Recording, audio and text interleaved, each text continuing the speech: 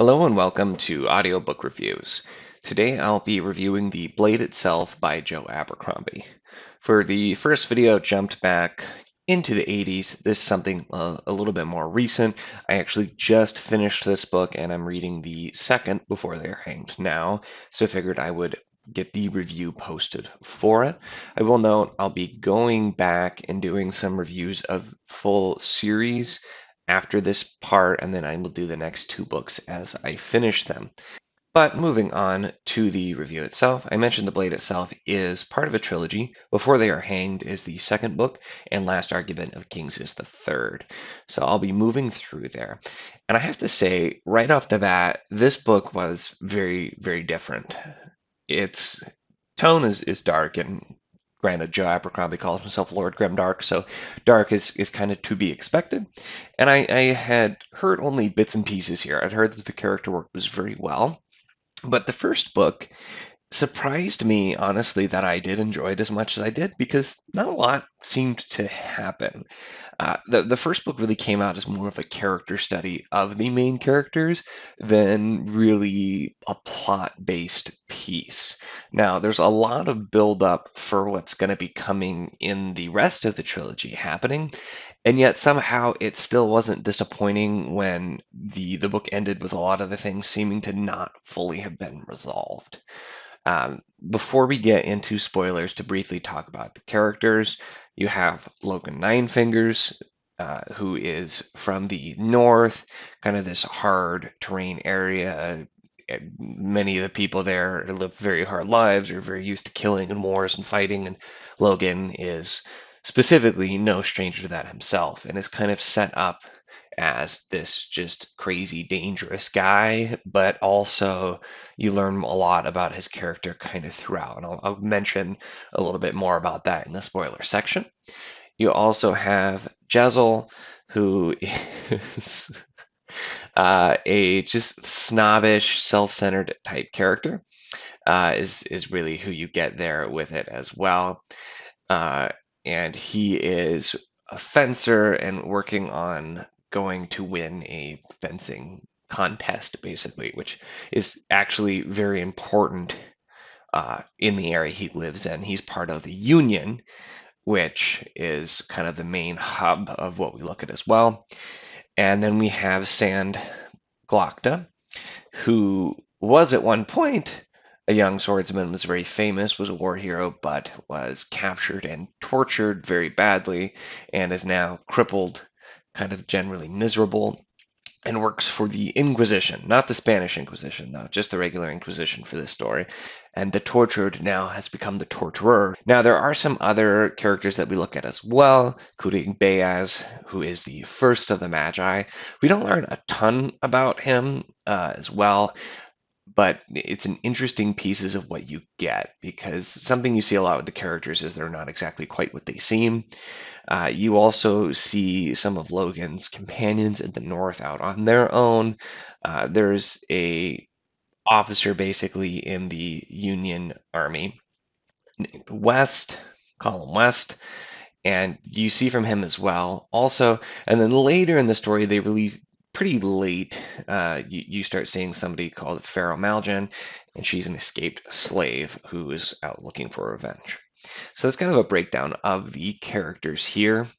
And I commented when I was talking about Beaz, but really a lot of the characters, they very much seem one way, but you kind of learn more about them into it. But really, Abercrombie does not shy away from the really negative traits of the characters. All of the characters have some pretty negative traits, and that's something I have heard a little bit about that he's known for. But it's really interesting that he does really stick to it. So you have Logan, who is very much he's a very bloody guy. He's killed just countless people, and you get a little bit of more of that later. Glokta, who literally is, I mean, he just tortures people, captures people, tortures people, and it very much, it's called the Inquisition, has some parallels when you look into the real world and the Inquisition, where it's, kind of just taking people, torturing them, whether or not really they did anything, and eventually getting people to confess just so that it'll hopefully stop. You have Luthar, who I mentioned, Jezel Luthar, who is very, very, very self-centered, and him especially, there are these little things where you feel like, oh, maybe he's okay, and then he like looks in the mirror for a while and just thinks, I'm so handsome. Kind of one of those people. But one of the ones that really flips the trope is you have Baez. He is the Magi. He's a wizard. He's been alive for countless years, centuries, and he's kind of not what you'd expect. Now, I know I did complain in the Belgariad review about the wizard there just being super grumpy all the time. And Baez isn't just super grumpy all the time, but you learn very quickly he's got a terrible temper. And he's not really good at mastering it. He can appear to be very much one way, but then just explode. And that plays a part several different times as well. And it kind of slow burns to get there. He's very generally unprofessional, just doesn't really seem like the type is kind of what you're supposed to get for him as well. All right, at this time, I will be getting a little bit more into spoilers, talking a little bit deeper about the plots of the things happening with the characters. If you don't want any spoilers, you can skip ahead, check the description, and I will have the timestamp for when the spoiler section ends, and we get into the kind of summary at the end for you, so definitely you can check there. But I'm not going to get into anything too crazy big, but there will definitely be some spoilers from all throughout the book at this point, so be aware. The first thing I wanted to talk about, and I'm going to mostly focus on characters, because like I said, there's not actually a whole lot that happened uh, in the book, really, comparatively. It was very much learning about the characters and kind of setting things up. I can say now, since I have started the next book, it picks up a lot at that point as well. But with Logan Ninefingers, also known as the Bloody Nine, you hear the whole story about how he's just this ruthless killer. And you see him in lots of fights, but he doesn't seem like the stereotypical ruthless killer. He's often afraid, he often is getting hurt just as bad as the people he's fighting. He does tend to win, but it's attributed more to like luck versus skill almost at some pieces, which is a little bit odd when you're trying to set him up as this crazy, dangerous character. You get his arc was really the one that went nowhere the most, but he is traveling to find Baez, and then he's traveling with Baez. They end up kind of meeting up with the other characters, and his whole thing is he's going to be going on the journey that happens in book two. But with Logan, you see so many of these different things happening. You hear about him through his comrades who he thinks are all dead that are back up in the north. They talk about him a lot and say like, "Oh, we learned this from Logan," and they all respect him. And you see these are also incredibly dangerous men who are incredibly lethal. And you kind of learn more about how deadly he must be by watching them. You have these people that they're feared in the North. You talk about some of these characters to scare your children, is how fearsome they are. They've killed so many people. They're so deadly, and yet all of them, you learn, lost to Logan in single combat, and that's why they follow him, because they all lost. So you're kind of setting up this really, really hard to get to place, and then every time you see Logan, it doesn't seem like he matches up, which is an interesting choice. And then finally, toward the very end, you get this fight, and it seems like he thinks he's actually going to die. He's vastly outnumbered, he's fighting, and then something in him kind of snaps, and that's when he becomes the Bloody Nine, the named version of himself. And it's a completely different personality, and he becomes just this cruel, passionless creature that only wants to kill. And the scene there, the action in the fight scene, kind of really for the first time breaks into, I think, where Abercrombie's going to go a lot more with the action. They had kind of pulled some punches with a lot of the action scenes previously, and I think that was to get it more prepped for when you actually see the action sequences, they hit a lot harder. But it was a very interesting scene with that piece. Glokta as well. Once again, very dark. And with Glokta, they don't pull as many punches. I mean, he's torturing, and it's describing the torture, not getting into just being incredibly gory, but it's torture, and it's not exactly going to be nice going with his character. He is the one who actually does have more of a specific standard plot they set up. He is supposed to be tracking down what's going on in this plot with this guild of merchants and figuring out which one of them are betraying them and everything. And pretty on, it's made very clear that his superior basically wants to just take down this merchant guild, and that's why he's doing it. He doesn't know this though, and that actually was one of the things that annoyed me. Is we're supposed to think he's very crafty and smart, but he didn't really see this piece coming. It was made evident to the reader, but it was made evident to the reader through dialogue, I feel. So I feel like he should have picked up on it at least a little bit.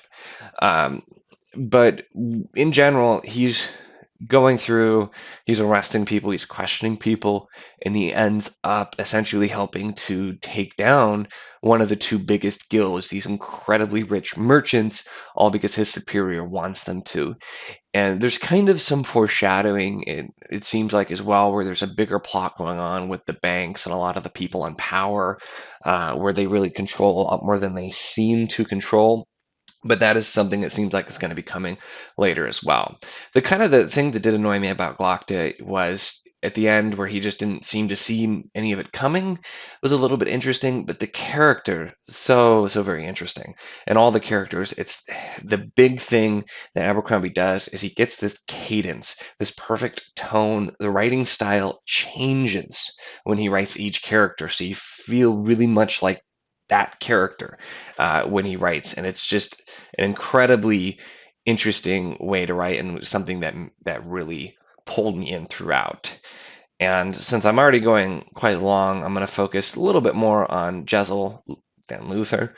And him really too, the thing is, his whole thing, he was training for the contest with fencing, and that happens, but that was really, it was kind of anticlimactic, was the thing. If you were just looking at it as a standard plot point, he wins because Bayaz cheats for him with magic, and he doesn't know that, but it's just, I don't know, that scene didn't really do anything specifically for me, but it was more so just the character. Jezzel was the one, he was an annoying character, kind of effective with his interactions with everybody else, but I don't feel like he did a whole lot in the book uh, overall.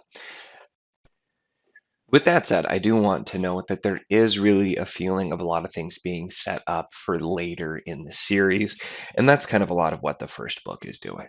There's going to be some journey, some quest that Bayaz is taking Logan on. You find out Pharaoh's also going to be joining, and at the very end, you get to also that Jezzel is going to be going, even though he thinks he's going off on one of the other plot lines, which is war in the north in England. England, kind of a cheeky name, and so you have all these things getting ready to happen. The quest is about to begin. Most of the Union army is about to go and fight in the north. You hear rumblings that there also might be a war in the deep south of this other empire coming in. So all of these things are getting set up. And I got the feeling the first book really is to let you get to know these characters really well so that you can enjoy even more once they start and they get deeper into their own plots. Now, the thing I do want to get back to at this point a little bit is looking at it a little bit more broadly. We're kind of ending the spoiler section at this point, but talking about, if you just listen to the spoiler section, you know that I commented on not a lot happening, a lot of the characters not having a ton going on. The thing for me that really, I feel like made the book work for me was the prose. Abercrombie's writing style, I commented the cadence of the characters. You feel like you are in that character's mind when you're reading that character. The writing style changes bits and pieces. Sometimes it's subtle, sometimes it's a huge change, but the writing style really kind of sucked me into the world and made it such an easy read. I found myself just enjoying reading it. It wasn't like, oh, I have to know what happens next. It was just, I enjoyed reading it. I really did enjoy the story, the way it was written, and it's dark, but it's not dark just for the sake of being dark like some other series, not naming names, might be with it as well, but it's dark, and it's kind of because it's meant to be more real. You could easily look at these types of characters and history, and these are people that would have existed. So it's something that I found very enjoyable. Now the magic system, there's not really a magic system, I should say even, but it is very much soft magic.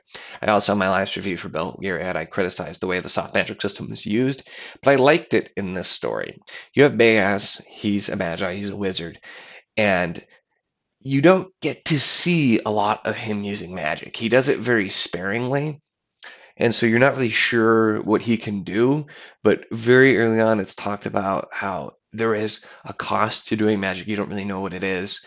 It's talked about how it seems almost like he shouldn't be using the magic and you don't really know, but it's always a very violent and it's a very big thing happening when it does happen.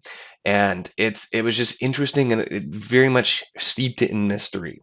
I think you're going to dig into a lot more later on how it all works, but it managed to not really define any rules, but also set it up in a way that made it seem like it makes sense. It's not limitless, but there's a lot of power there.